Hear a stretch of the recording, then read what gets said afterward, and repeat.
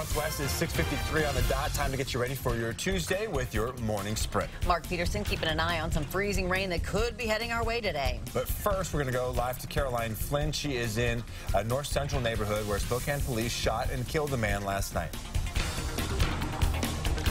Yes, well, the 600 block of West Montgomery has now reopened after a long overnight investigation following an officer-involved shooting last night. It happened at this home over here on the left. You can actually see scraps just pulled up. We have not gotten confirmation what they're exactly here for, but we know that last night police were called here after a man had called 911, saying that a neighbor was shooting at them.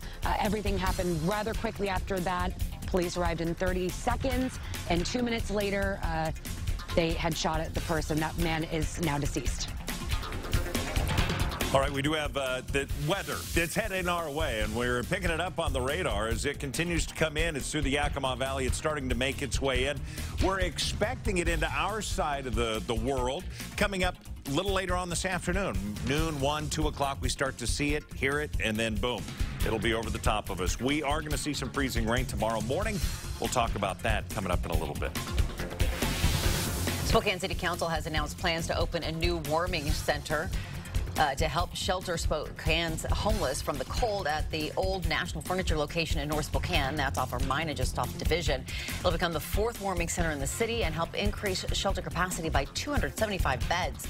Council members hope this will continue to take pressure off shelters like the House of Charity. The White House says your tax returns will not be impacted by the government shutdown, which is now in its 3rd week. Historically, tax refunds are withheld during shutdowns, but officials in the Trump administration say checks will still go out this year, and they're working to make it, quote, as painless as possible. IRS offices are currently closed, with close to 90% of its workforce home without pay. Meanwhile, millions are at risk of losing food assistance in the shutdown. Funding is expected to run out next month for programs like food stamps and school meals. The USDA has said children will continue to be fed breakfast, lunch, and after-school meals through February.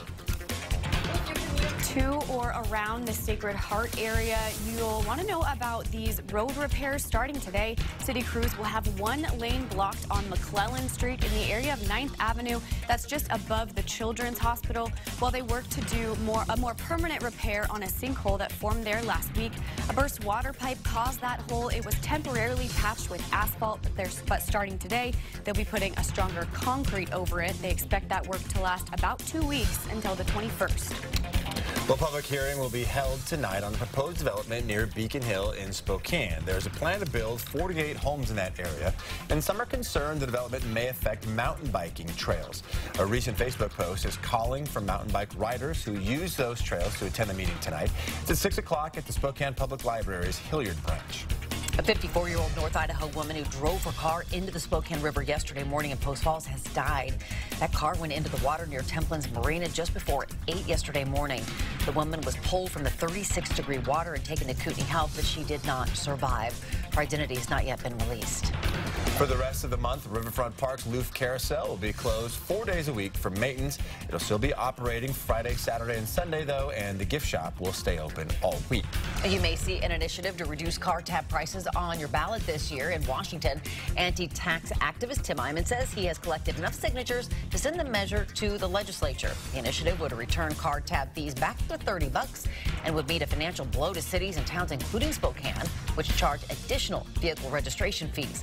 If the legislature does not approve the fee cuts, the initiative will go to voters in November. All right, coming up next on Good Morning America, one of the nation's top high school athletes suspended during her senior year because she mistakenly received payment for representing the U.S. in an international tournament. And a sit down with the vice president while the country is in the middle of a government shutdown and the president is showing no signs of backing down. Mother Nature is fired up a little bit. We're going to see the potential for freezing rain coming in later on tonight through the early morning hours. Yeah, it's going to be a bit of a mess tomorrow morning. At least that's the potential, so we want you to be ready for it. But the high tomorrow, 40. So that freezing rain and ice will melt off. All right.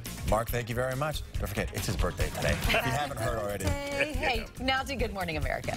Sign up for breaking news alerts with the KXLY 4 News app.